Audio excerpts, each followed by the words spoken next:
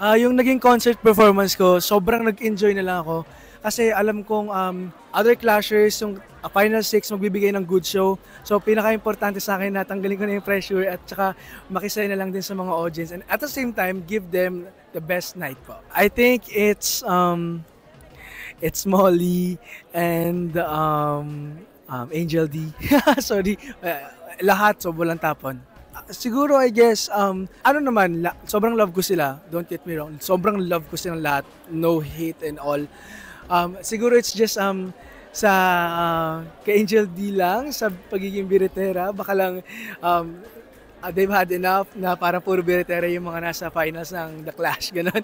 Then, sa Molly naman, nag-play sa strengths.